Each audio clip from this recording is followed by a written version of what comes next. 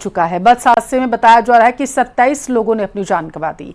कुशीनगर का रहने वाला कंडक्टर था, गोरखपुर का रहने वाला बस ड्राइवर था। बस ड्राइवर और कंडक्टर की भी मौत हो चुकी है। नेपाल की मार्शियांगडी नदी में बस गिरी थी। बस गोरखपुर से नेपाल गई थी। महाराष्ट्र के सैलानियों को लेकर गई थी बस, ऐसी जानकारी।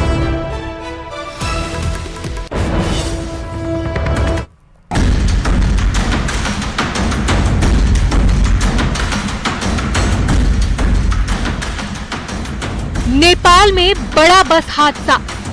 सड़क हादसे की ये तस्वीरें नेपाल की है। बस जैसे ही नदी में गिरी, चीख पुकार मच गई। यूपी नंबर की बस 40 से ज्यादा लोगों को लेकर जा रही थी। हादसा इतना भयानक था कि 14 लोगों की मौत हो गई। मौके पर पहुंची पुलिस प्रशासन की टीम ने कई लोगों को निकाला और अस्पताल तक पहुंचाया। नदी में गिरी यूपी नंबर की बस। नेपाल के तानहुन जिले में मार्शियांगडी नदी में ये बस गिर गई। यूपी नंबर की ये बस पोखरा से काठमांडू जा रही थी। गोरखपुर की रजिस्टर्ड बस यात्रियों को लेकर नेपाल की तरफ गई थी। बस में सवार सभी यात्री महाराष्ट्र के रहने वाले हैं। नेपाल में जो बस दुर्घटनाग्रस्त हुई है वो बस इसी केसरवानी ट्रेवल्स से बुक की गई थी। गोरखपुर से ये बस चलती है और जिन लोगों ने बुक किया था वो महाराष्ट्र के रहने वाले थे। पांडुरंगा यात्रा के नाम से एक यात्रा निकाल रहे थे और कई बस उन लोगों ने बुक किया था। 110 लोग की एक टीम है जो निकली हुई थी। सबसे पहले वो बस से प्रयागराज जाते हैं, वहाँ पे दर्शन पूजन करते हैं, फिर अयोध्या जाते हैं, वहाँ दर्शन पूजन करते हैं और वहाँ से निकलने के बाद ये लोग पोखरा जाते हैं और पोखरा से बस आज निकलती है काठमांडू के लिए। और जब ये रास्ते में ही थी तो काठमांडू के रास्ते में ये बस दुर्घटनाग्रस्त हो जाती है। जिस गोरखपुर की ट्रैवलिंग एजेंसी केसरवानी परिवहन से 3 महीने पहले ही बसों को बुक करवाया गया था। नेपाल जाने वाले टूर में करीब 100 लोग शामिल थे। जो बस नदी में गिरी उसका नंबर यूपी 53 FT 7623 है। हादसे वाली बस के साथ 2 और बसें भी टूर पर गई थी। यूपी 53 FT 9178 और यूपी 53 FT 2955। हादसे का शिकार बस गोरखपुर के केसरवानी ट्रेवल्स की थी। करीब 3 महीने पहले महाराष्ट्र के लोगों ने बसों की बुकिंग करवाई थी। नेपाल जाने वाले टूर में करीब 100 लोग शामिल थे। सभी लोग महाराष्ट्र के भुसावल के रहने वाले थे। हादसे में कई लोग लापता भी बताए जा रहे हैं। बस ड्राइवर मुस्तफा गोरखपुर का रहने वाला है।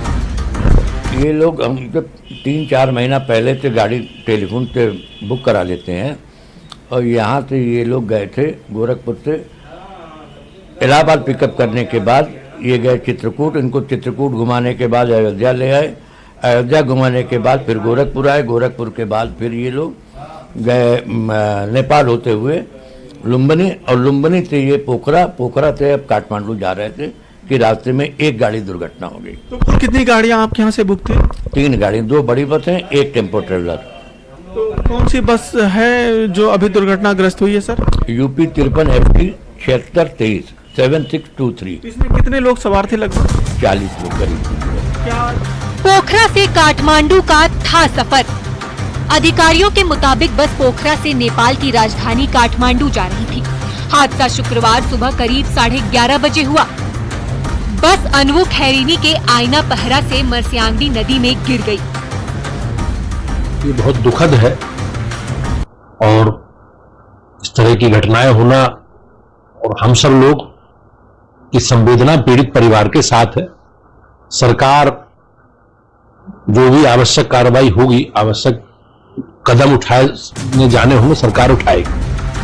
हादसे के बाद रेस्क्यू ऑपरेशन शुरू कर दिया गया। हादसे के शिकार लोगों को नदी से निकालने की कोशिश की गई। इस प्रकरण में मुख्यमंत्री योगी आदित्यनाथ बेहद संजीदा हैं। उनका ये कहना है कि जल्दी से जल्दी इस पूरे ऑपरेशन में रेस्क्यू किया जाए और जो घायल हैं उन्हें अस्पताल पहुंचाया जाए। इसके लिए अब मैं इस समय सोनौली बॉर्डर पे हूं और आप मेरे पीछे ठीक देख सकते हैं कि भारतीय एम्बुलेंस लगाई गई है। 2 एम्बुलेंस लगाई गई है और जैसे ही मरीज बॉर्डर पर पहुंचेंगे उन्हें तत्काल अस्पतालों तक पहुंचाया जाएगा और उन्हें बेहतर स्वास्थ्य सुविधाएं देकर उन्हें उनके जीवन रक्षा की जाएगी। उदयपुर से एक खबर है। सरकारी स्कूल के कमरे में छत का प्लास्टर गिर गया। प्लास्टर गिरने की वजह से बच्चों को चोटें आई हैं। हादसे में बाल बात, हालांकि बच्चों की जान जो है वो बच गई है। दोनों को हॉस्पिटल में कराया गया है भर्ती, जहां पर उनका इलाज किया जा रहा है। स्कूल के बाकी कमरों की हालत भी जर्जर है, ऐसी जानकारी सामने निकल कर आ पा रही है। भारी बारिश की वजह से जो जर्जर इमारतें हैं वो धराशायी हो रही हैं। और उदयपुर से इस वक्त की खबर सामने निकल कर आई है, जहां पर प्लास्टर गिरा बताया जा रहा है कि जिसमें बच्चों को चोटें आई हैं। उन्हें इलाज के लिए अस्पताल में भर्ती करवा दिया गया।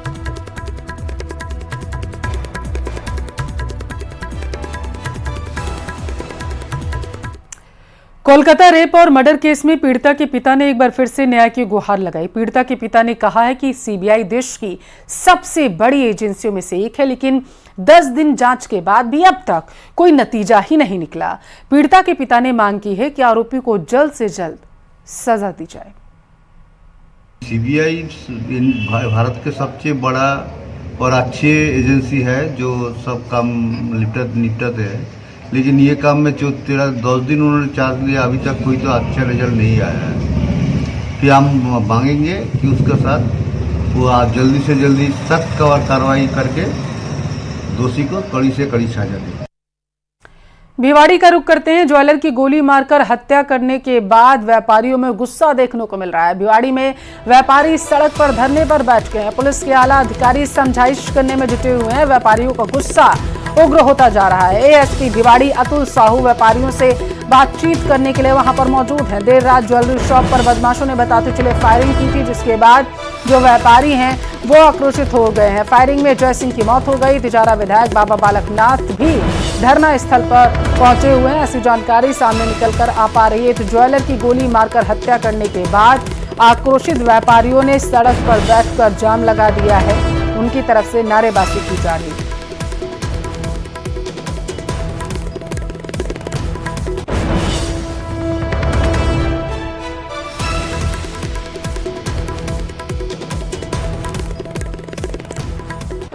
पूर्व क्रिकेटर मनोज प्रभाकर और उनके बेटे पर उत्तराखंड के हल्द्वानी में धोखाधड़ी का मुकदमा दर्ज हुआ। यह मुकदमा एक कारोबारी ने दर्ज करवाया है। व्यापारी ने मनोज प्रभाकर और उनके बेटे पर आरोप लगाया कि दोनों ने 2017 में अपनी कंपनी बिना बताए ही बंद कर दी, जिस वजह से बाजार में बड़ी रकम फंस गई। व्यापारी ने यह भी आरोप लगाया कि लाखों का माल भी गोदाम में डंप पड़ा हुआ है, जिसका पेमेंट मनोज प्रभाकर की कंपनी नहीं कर रही है।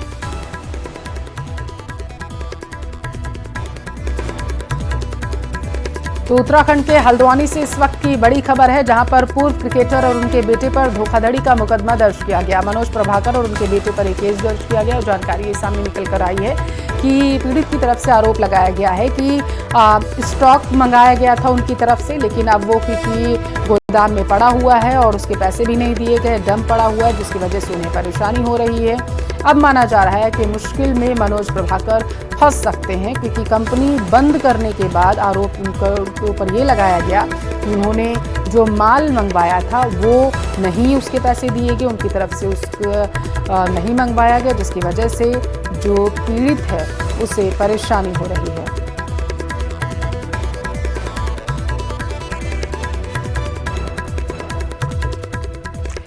असम के नागांव में गैंगरेप कांड के एक आरोपी की मौत तालाब में डूबकर हो गई है। बताया गया है कि पुलिस सुबह 4 बजे क्राइम सीन रिक्रिएट करने के लिए आरोपी को घटनास्थल पर लेके गई।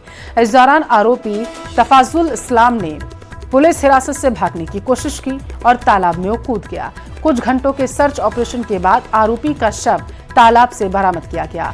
असम में नाबालिग लड़की के गैंगरेप में 3 संदिग्धों में एक तफाजुल इस्लाम को कल गिरफ्तार किया गया था।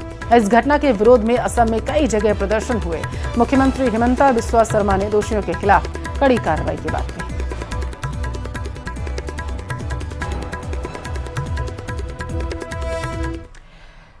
और उधर दिल्ली में एक मदर बिगड़ चुके हैं। कई इलाकों में इतना पानी भर गया है कि कारें खिलौने की तरह बनती हुई नजर आ रही। पिछले कई दिनों से लगातार हो रही बारिश की वजह से सड़कें तालाब बन चुकी हैं। लोग घरों में कैद रहने को मजबूर हैं।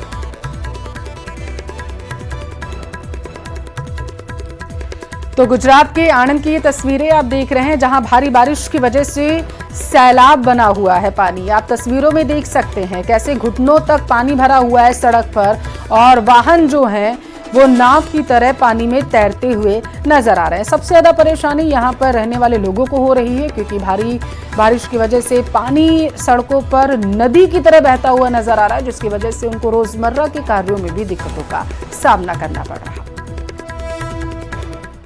गुजरात के अमरेली में लगातार हो रही बारिश की वजह से खोड़ियार बांध लबालब हो गया, जिसकी वजह से बांध के 2 गेटों को खोलकर पानी छोड़ा गया।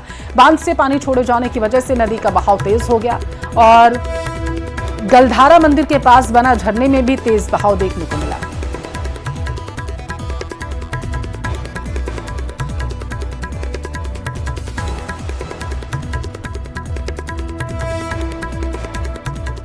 पहाड़ से लेकर मैदान तक भारी बारिश ने नदियों का जलस्तर बढ़ा दिया। नदियों में आए बारिश के पानी से जहां नदी नाले उफान पर हैं, वहीं पहाड़ों पर हो रही लैंडस्लाइड ने वहां रहने वाले लोगों की नींद उड़ा रखी है। मैदानी इलाकों में भी नदियों के लगातार बढ़ते जलस्तर से जमीन के कटाव की समस्या बनी हुई है।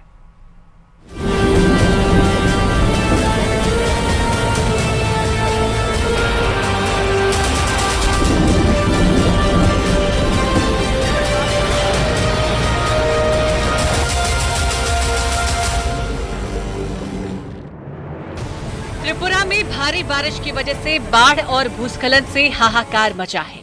बाढ़ की वजह से अब तक 10 लोगों की मौत हो चुकी है, जबकि कई लोग लापता हैं। सभी स्कूल और कॉलेज बंद करने के आदेश जारी किए गए हैं। 32,000 से ज्यादा लोग बाढ़ राहत शिविरों में शरण ले चुके हैं। हालातों पर काबू पाने के लिए एनडीआरएफ और एसडीआरएफ के साथ ही वायुसेना ने भी टीम को लगाया। बिहार के नवादा में ककोतल झरने में अचानक बाढ़ आ गई। लगातार हो रही बारिश से ककोतल के जलस्तर में बढ़ोतरी हुई और देखते ही देखते ककोतल के झरने ने रौद्र रूप ले लिया। पहाड़ी इलाके में कुछ दिन से हो रही लगातार बारिश की वजह से अचानक पानी बढ़ गया। फिलहाल पर्यटकों की एंट्री पर रोक लगा दी गई है। मथुरा में भारी बारिश के बाद हालात बिगड़ गए हैं।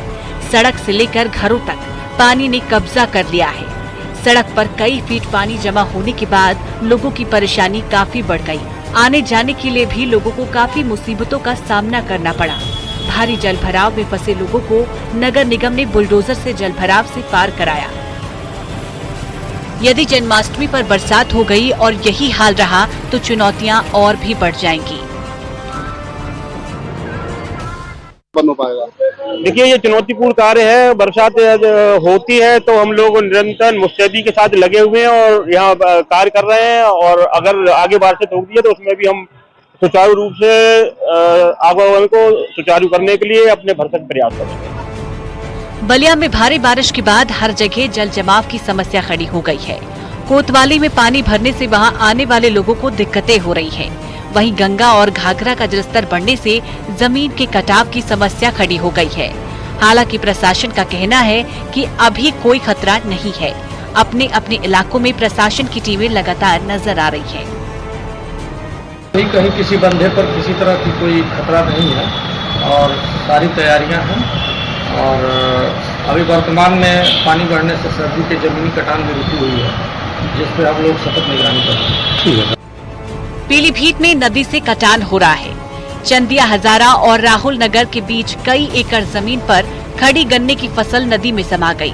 बाढ़ और कटान के प्रकोप से बचने के लिए हजारों लोग नदी के किनारे जमा होकर पूजा पाठ करने लगे। बाढ़ के कहर से निजात दिलाने की कामना की। लोगों ने नदी के किनारे विधि विधान से पूजा की। पहाड़ों में भारी बारिश से उत्तराखंड के श्रीनगर में अलकनंदा नदी अब खतरे के निशान के करीब बह रही है। चमोली और रुद्रप्रयाग में हो रही बारिश के कारण अलकनंदा नदी में लगातार उफान है। वहीं नदी के उफान पर आने के बाद एसडीआरएफ और पुलिस प्रशासन सतर्क हो गया है। लोगों से नदी घाट किनारे न जाने की अपील की जा रही है। चमोली में बद्रीनाथ हाईवे बंद हो गया है। नंदप्रयाग के पास पहाड़ी से भारी मलबा सड़क पर आ गया।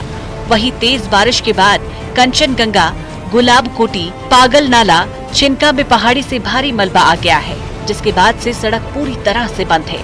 सड़क बंद होने से यात्री फंसे हुए हैं। हाईवे को खोलने का काम जारी है। पहाड़ों में लगातार हो रही बारिश के चलते गंगा और उसकी सहायक नदियां उफान पर हैं। ऋषिकेश के त्रिवेणी घाट पर गंगा चेतावनी रेखा को छूकर बहने लगी है। पुलिस अलर्ट मोड में आ गई है। लोगों को गंगा घाट से दूर रहने की सलाह दी गई है। पहाड़ों में कल से तेज बारिश हो रही है, जिसके बाद ऋषिकेश में गंगा का जलस्तर लगातार बढ़ रहा है। चमोली में देर रात को भारी बारिश के बाद जगह जगह नुकसान हुआ है। सबसे पहले नुकसान देवल और थराली क्षेत्र में हुआ है। देवाल के हरनी में पुल बह गया। इसके साथ ही पैदल रास्तों को भी नुकसान हुआ। बारिश से पिंडर नदी का जलस्तर बढ़ने से लोगों में डर का माहौल बना हुआ है। वहीं बारिश के बाद बरसाती नाले उफान पर हैं। चमोली के पांगनो गांव में कल रात को भारी बारिश की वजह से लैंडस्लाइड हुआ। यहां 3 घर खतरे की जद में आ गए हैं। लोग अपने घरों को खाली करने में लगे हुए हैं। भूस्खलन के बाद बड़े बड़े पत्थर और मलबा गांव की तरफ आ गया। इससे पहले भी यहाँ भारी भूस्खलन हुआ था।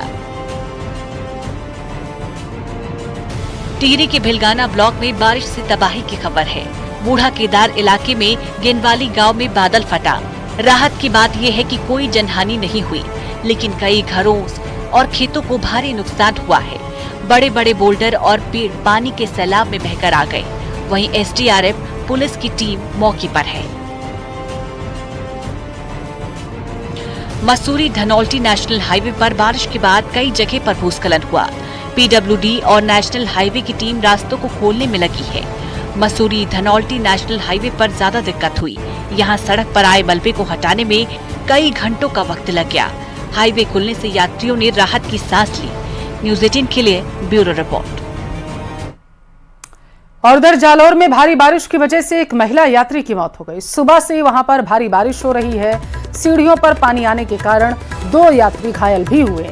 पानी के बहाव में यात्री बह गया, ऐसी जानकारी। और वहीं उसकी तलाश लगातार की जा रही है। सुधा माता दर्शन के लिए गुजरात से यात्री आए हुए थे, तो ये बड़ा हादसा वहां पर हो गया। जानकारी ये है कि एक महिला ने अपनी जान गंवा दी है। जालौर में भारी बारिश का सामना ऐसे लोगों को करना पड़ा। तस्वीरें आप देख सकते हैं कितनी भयावह हैं। वहाँ पर प्रकृति अपना विकराल रूप दिखाते हुए भारी बारिश जो है वो हो रही है आसमान से, जिसकी वजह से लोगों को अब डर का माहौल सताने लगा है। खास करके जो वहाँ पर स्थानीय नागरिक हैं वो इस वक्त डर के साए में जीवन जी रहे हैं, क्योंकि भारी बारिश की वजह से नदियों का जलस्तर बहुत ज़्यादा बढ़ गया है। तस्वीरों से आप इसका अंदाजा लगा सकते हैं।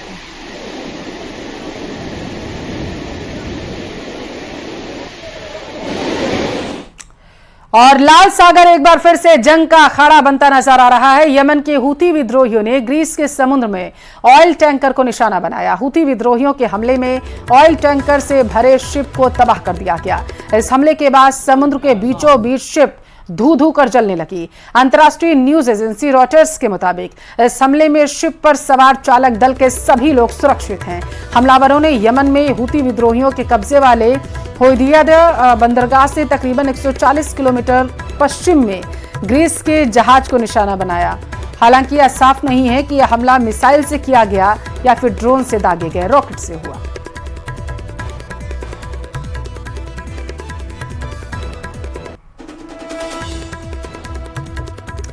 क्रिकेट से जुड़ी बड़ी खबर आप तक पहुंचाएंगे। स्टार भारतीय बल्लेबाज शिखर धवन ने अंतर्राष्ट्रीय और घरेलू क्रिकेट से संन्यास का ऐलान किया। उन्होंने सोशल मीडिया पर एक वीडियो जारी कर संन्यास का ऐलान किया। टीम इंडिया के सबसे खतरनाक सलामी बल्लेबाजों में से एक शिखर धवन लंबे समय से टीम से बाहर चल रहे थे। शिखर धवन ने टीम इंडिया के लिए आखिरी मैच दिसंबर 2022 में बांग्लादेश के खिलाफ खेला था। तब से वो टीम इंडिया से बाहर थे। I'm announcing my retirement from international and domestic cricket. और अब जब मैं अपनी क्रिकेट जर्नी को अलविदा कह रहा हूं, तो मेरे दिल में एक सुकून है कि मैं अपने देश के लिए बहुत खेला। और मैं बहुत शुक्रगुजार हूं BCCI DDCA का, जिन्होंने मुझे मौका दिया, और मेरे सारे फैंस का, जिन्होंने मुझे इतना प्यार दिया। और मैं बस खुद से यही कहता हूं कि भाई तू इस बात से दुखी मत हो कि तू अपने देश के लिए फिर नहीं खेलेगा, पर इस बात की खुशी अपने पास रख कि तू अपने देश के लिए खेला। और ये मेरे लिए सबसे बड़ी बात है। वक्त है एक छोटे से ब्रेक का। ब्रेक के उस पार तमाम खबरें आपको दिखाएंगी राजस्थान सुपर 100 में।